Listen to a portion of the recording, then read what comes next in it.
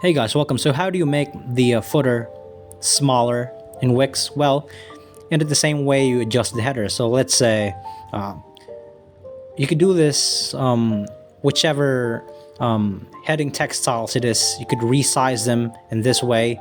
You could just basically drag here on the side. Okay, that's how you do it. Again, if it's here in the bottom, you just basically drag up. Let me just in the side here a little bit. Here we go. So yeah, that's just basically it. You could do it with a header or whichever heading platforms it is out there, or yeah, whichever. You could do it on the footer as well, or just besides the footer, there's also a bunch of text styles you want to adjust. You could basically just do it that way. If you're not that savvy, that's totally fine.